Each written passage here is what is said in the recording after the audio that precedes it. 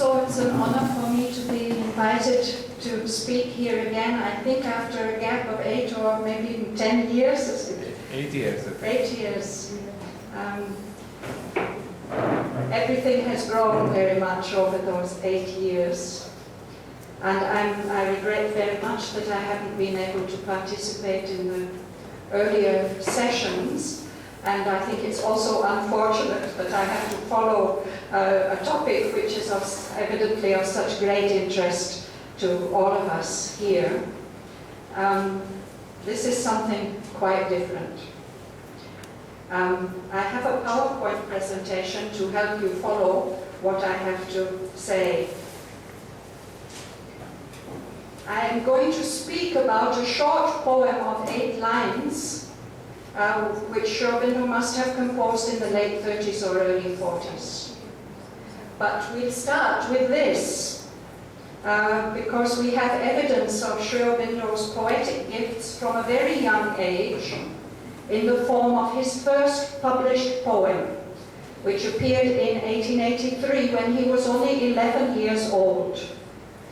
This has recently, the text of this poem has recently been made available in the new collected works of Aurobindo edition of his collected poems. And that poem, which he must have written when he was 10 or 11, is entitled Light, and it consists of 8 verses, which are modeled on a poem by the famous English romantic poet P.B. Shelley.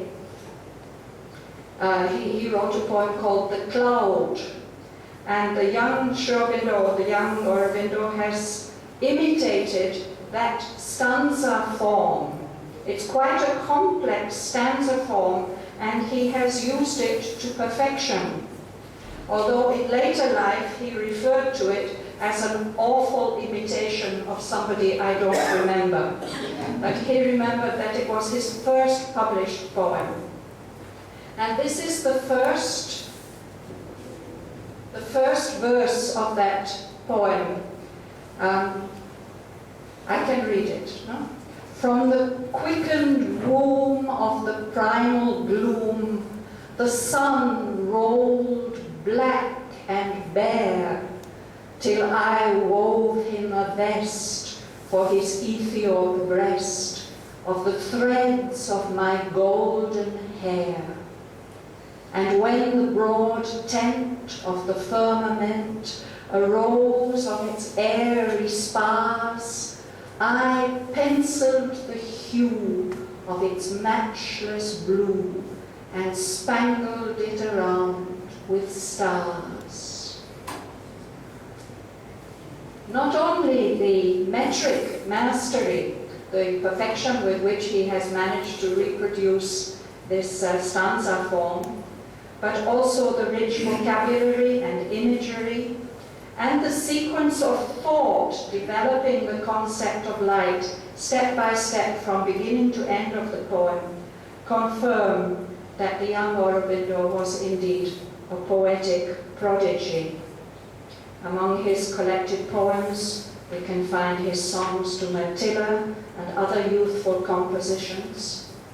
And he stated that after he started to practice pranayama from 1904 onwards, he experienced, among other effects, a remarkable increase in the fluency of his poetic composition. Whereas before he had to struggle to develop an idea, suddenly he found the inspiration flowing, the ease of composition developed tremendously. And after his arrival in Pondicherry, writing poetry became one of the fields of his sadhana, resulting finally in his masterwork, Savitri. Although his many writings in prose are addressed to illumining our intellectual understanding, it is through his poetry that he's appealed to our deeper and higher levels, touching the deep heart and stirring the intuition.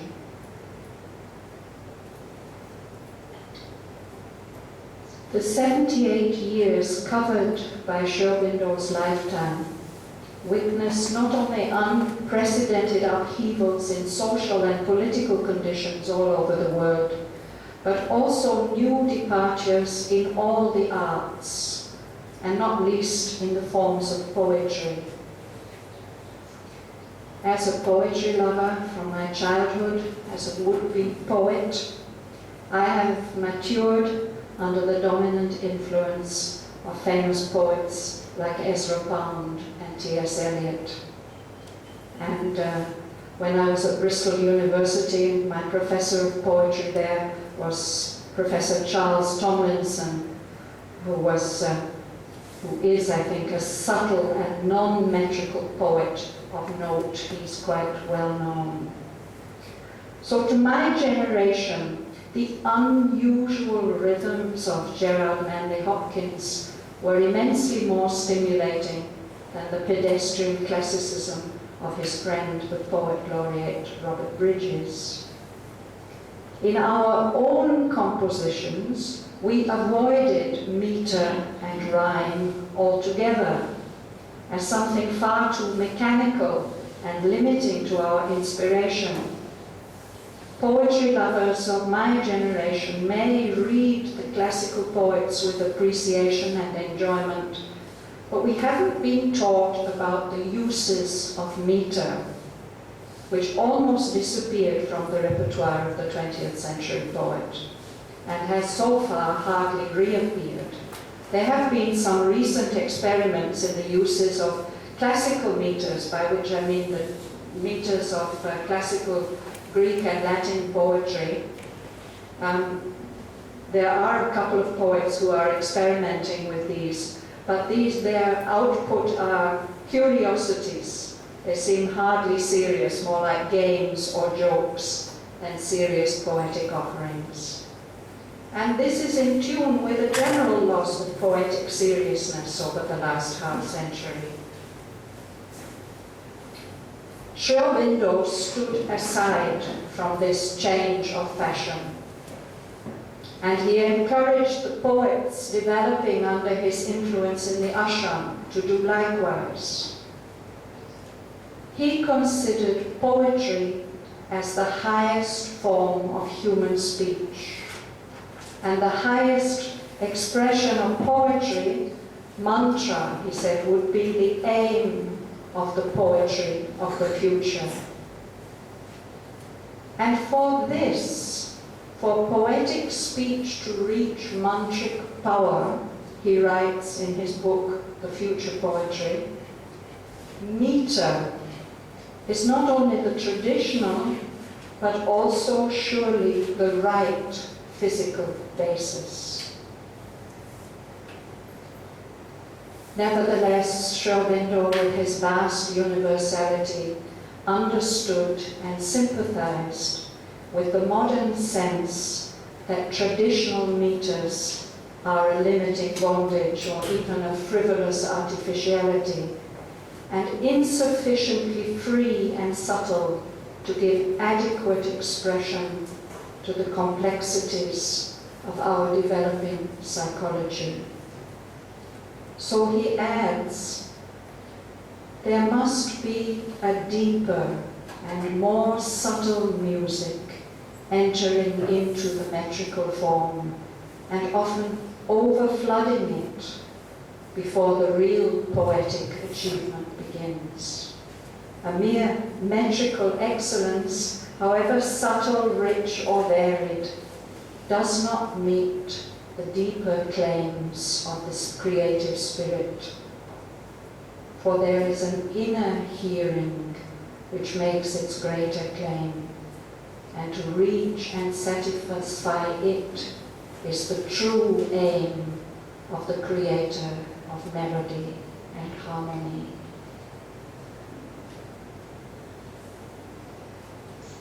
In the early years in Pondicherry, Aurobindo explored the possibilities of using hexameters. This is the meter which was the vehicle of the great Greek and Latin poets, the authors of the Iliad and Odyssey, the Aeneid. he showed a way in which those meters could be transferred to the English language in his poems Ilium and Ahana.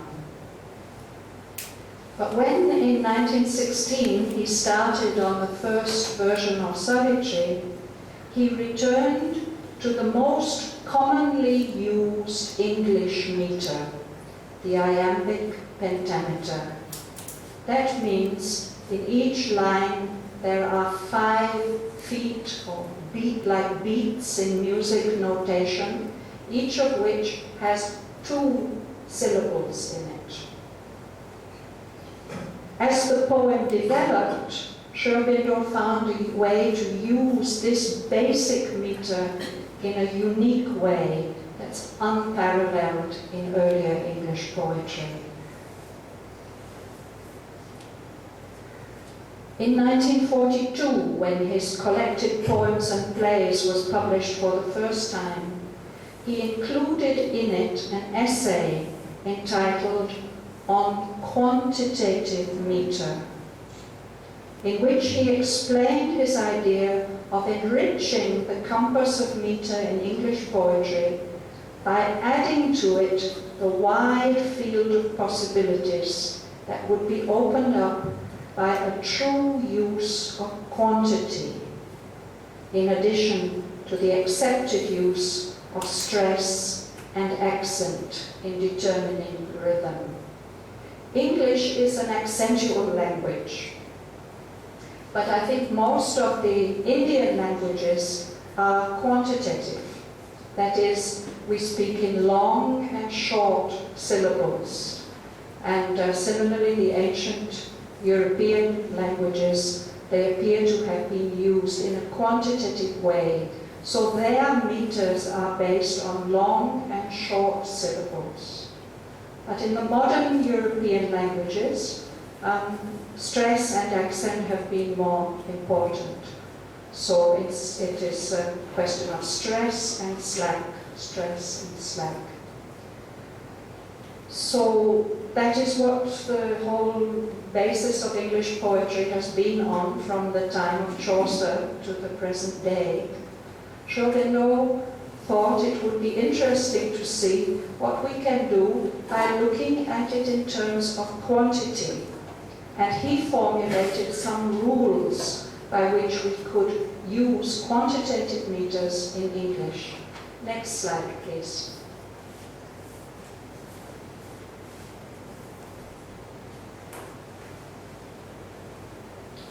So the first rule is that all stressed syllables are considered to be metrically long. Any syllable which is stressed, as also all syllables supported on a long vowel. So a long vowel will be when we say E or O, whereas there are others that are I and A which are short. All short vowel syllables not stressed are short unless they are heavily weighted by consonants. In the classical system, there are rules about that, how many consonants makes a short vowel long. But Aurobindo says, on this fixed point, no fixed rule can be given in English. In each case, the ear must be the judge. Is this really longer? And then he mentions that there are a great number of sounds in the English language which can be regarded, according to circumstances, either as longs or as shorts. It depends on their position in the line, how the general rhythm is going. So even a word like in or to can be either long or short. Here too, the ear must decide in each case. English quantity meters cannot be as rigid as meters of ancient tongues. The rhythm of the language demands a certain variability, free or sparing, without which monotony sets in. Accordingly, in all English meters, modulation is admitted as possible. It means the meter scheme doesn't have to be absolutely strict. Here and there we can make small variations. The same rule must apply in quantitative meters. Especially in long poems, modulations are indispensable. And he emphasizes that used like this system is not at discord with the sound structure of English. On the contrary, it accords closely with its natural rhythm. It only regulates and intensifies into metrical pitch. It makes the speech more intense. I can't read it. Cadence that is already there, even in prose, even in daily speech. And in his essay, he gives some very amusing examples of that, of how we can scan by quantitative measurement just ordinary things that people say.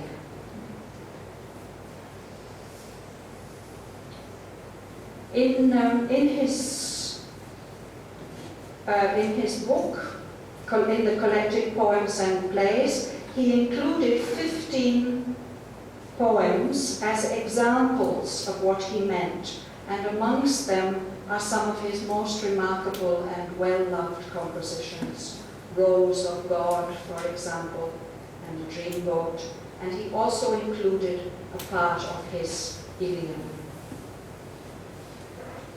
So I have become fascinated with the fragment which appears on page 603 of volume 5 of the Aurobindo Centenary Library.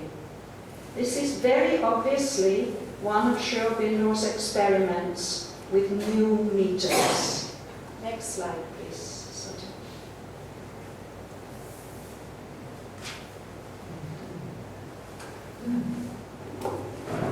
Seer, deep-hearted, divine king of the secrecies, occult fountain of love, sprung from the heart of God, ways thou knewest, no feet ever in time had trod. Words leaped, shining, the flame billows of wisdom seas. Vast in thy soul was a tide washing the coasts of heaven. Thoughts broke, burning and bare, crossing the human night.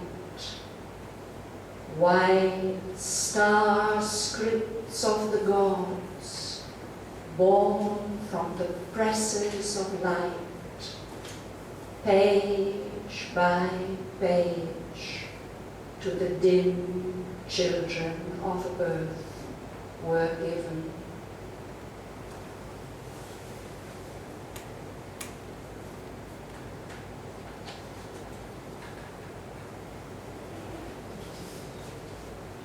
I find these lines remarkable not only because of their resonant content, but also on account of their unusual rhythm.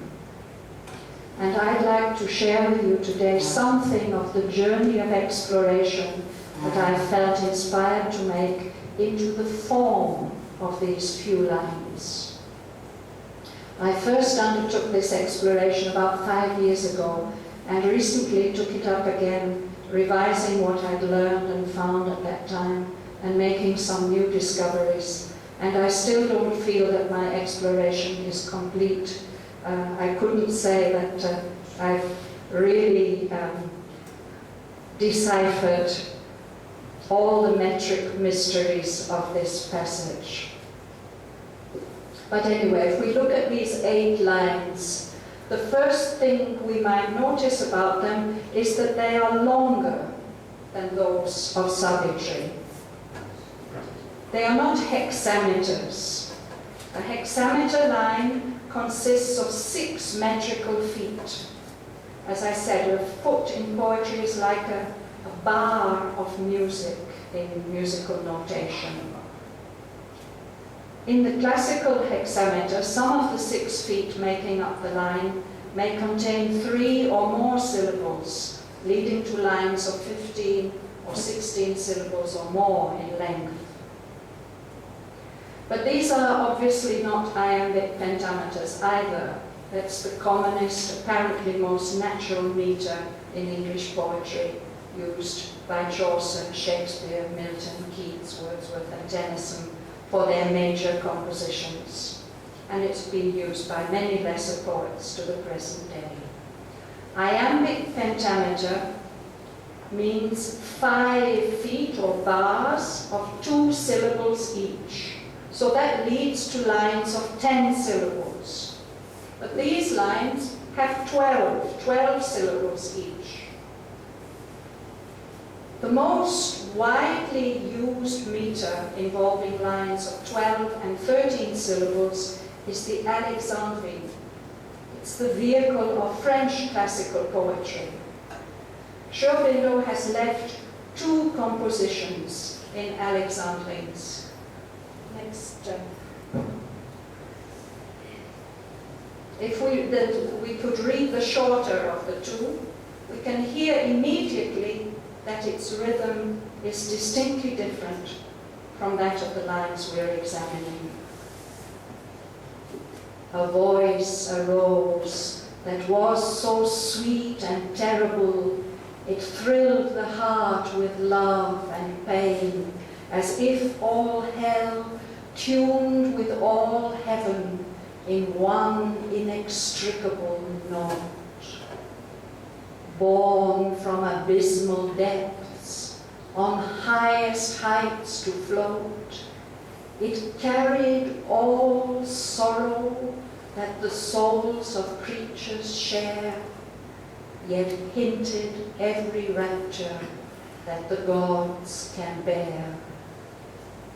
O Son of God, who camest into my blackest night, to sound and know its gulfs and bring the immortal light. So in our fragment we have 12-syllabled lines, but they are quite different in rhythm from these. Next, please.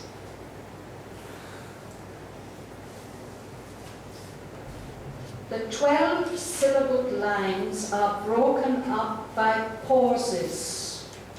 These pauses are called caesuras. And these pauses in a line of poetry determine its rhythm. I found that in order to read a line of poetry correctly, to bring out its inherent music, it's essential to find where the caesura falls. And of course, in some lines, even in savagery, we find lines where there are 2. But here there are only 1 major pause in each line. So we have these 12 syllables to a line, with the caesura varying in its position. Sometimes it's near the end of the line, sometimes near the beginning. And it rhymes. The first line rhymes with the 4th line, the 2nd line with the 3rd, the 5th line rhymes with the 8th line, and the 6th with the 7th. So this is the pattern: A, B, B, A, C, D, D, C. And as we read it, besides the caesura, other small subsidiary pauses can be heard. Very obviously, the rhythm is based on a pattern of long and short syllables. The most striking feature is these 3 long syllables at the beginning of each line. It's very unusual. Seer, deep-hearted, occult fountain,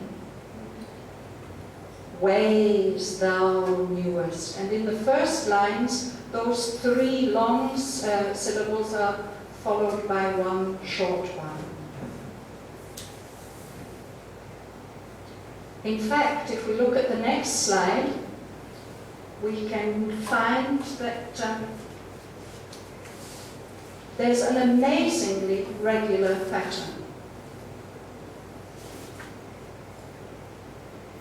12 long and short syllables. In each line there are 7 long syllables interspersed by 5 short ones, and the pattern goes long, long, short, short, long, long, short, short, long, short, long. It's almost the same in every line. This is not immediately obvious to the ear when we hear it, and even when we have become aware of it, we don't experience it as monotonous, because this overall pattern has been very subtly modulated, varied in 2 ways. The first way is by the weight value of the syllables. For example, while the overall pattern is the same in the first and the second lines, we hear the beginning of the second line quite differently, because the first syllable is long through stress, occult, fountain. It's not long by intrinsic length, it's long as a stressed syllable. You remember that was one of AUROBINDO'S rules. So it sounds very different from seer, deep-hearted, occult, fountain of love. So there's a small variation in the the fourth line, where I've marked it here as short, flame billows, but the first syllable there, although quantitatively short, according to AUROBINDO'S rule, because it's stressed, this is a long.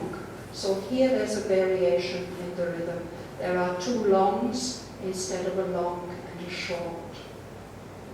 And then in the next line, vast in thy soul was a tide. There, a syllable has been inserted, a short, unstressed syllable, vast in thy soul. Then I want to draw attention to this, the heaven and given. It's possible to pronounce these as 2-syllabled words, but I believe that here they are intended to be read as a single syllable. Heaven, given. And in the 7th line, towards the end, again a short, unstressed syllable has been inserted. The pattern, here there's an extra syllable, presses. The second syllable of the word is an additional syllable.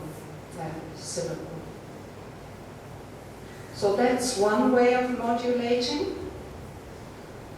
The other one is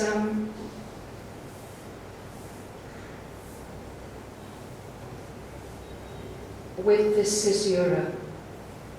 But anyway, overall, we find a strict metrical scheme based on quantity. So when we see it so regularly broken up like that, it brings us to ask whether we're meant to consider these rhythmical groupings as metrical feet. And to do this, we need to know a little more about meter. As I said, I've never been taught anything about this in the course of my studies of English language and literature, either at school or at university. And now I had to embark on some research, as a result of which I prepared the following table. Next slide, please. 2-syllabled feet, 3-syllabled, 4-syllabled, and even I discovered one 5-syllable foot. We don't have so much time, and I won't delay you long with this, but the very first one is the iamb of iambic pentameter. If we have a line of those type of syllables, it goes di-da, di-da, di-da, di-da, di-da. It's the basic rhythm of much of English poetry. Another commonly used foot in English poetry is the anapest here, which is 2 shorts and a long. That gives that skipping rhythm. That is the meter which Aurobindo and Shelley have used in that poem which we had a look at first. We'll skip the next slide.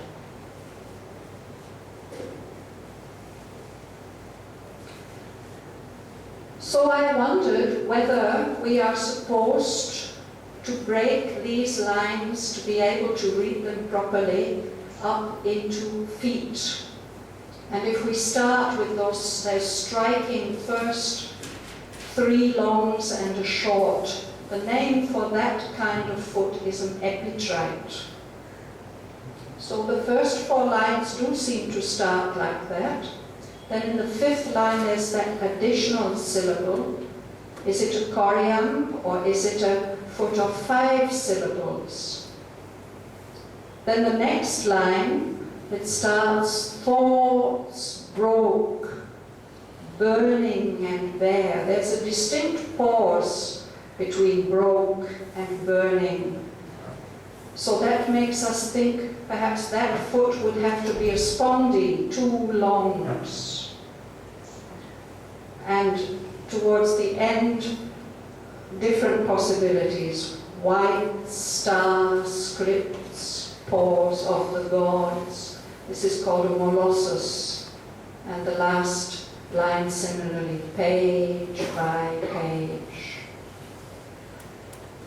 For this reason and other reasons, I came to the conclusion that we are not supposed to try to force some kind of metrical labeling onto this. Aurobindo told us that the meter scheme should supply an underlying regularity which can be modulated here and there for variety. And we already found an overall regular pattern in the syllabic scheme, subtly modulated to avoid monotony. So I conclude that the meter of these lines is purely syllabic, following a regular pattern of long and short syllables, variously divided up by caesura pauses and subtler ones imposed by the word groupings, but maintaining a recognizable, underlying, persistent rhythm, a majestic pacing which admirably supports the seriousness of the content without ever becoming monotonous. It suggests the rhythms that bring the sounds of wisdom's sea.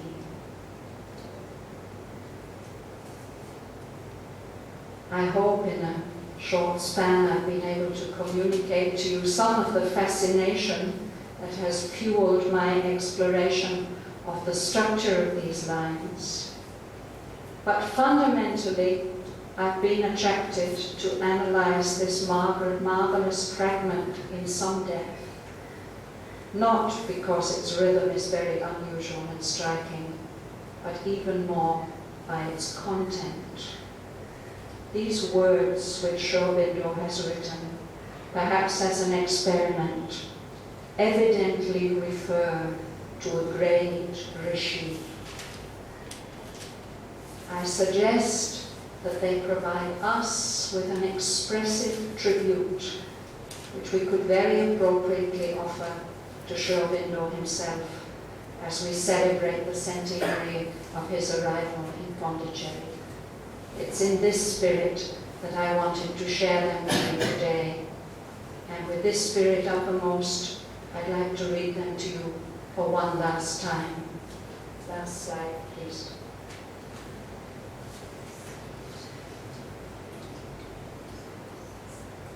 Seer, deep-hearted, divine king of the secrecies, occult fountain of love, sprung from the heart of God.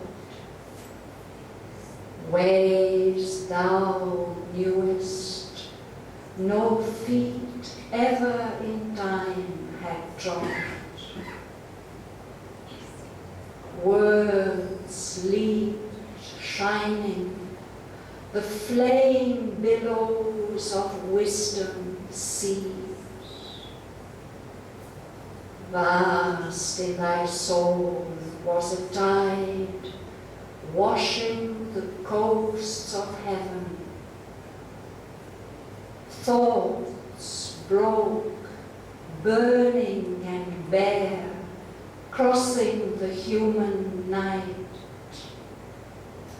White star scripts of the gods, born from the presses of light, page by page, to the dim children of earth were given. Thanks to Shraddhavan.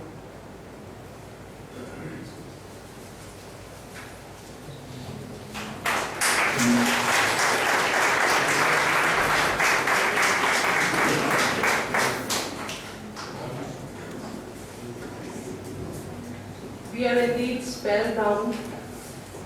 I request Dr. Gautam Ghoshal to give a token of our love to Shraddhavan.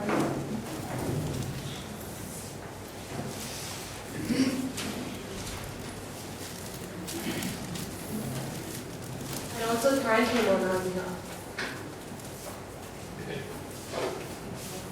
Let me thank you first. I'm Gautam Ghoshal from Vishwavarti. I know you well through Setna and We Niruddha. have met with We meet also, and I know much about your scholarship. And it's a great honor to present you this on behalf of SACAR. But I have a question.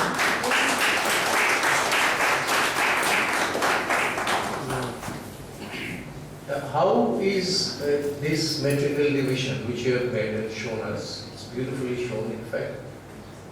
But do you think there is a purpose of focusing something about its substance with this kind of metrical divisions? If you shed some light on the substance I of this. think knowing the metrical scheme helps us to read more expressively.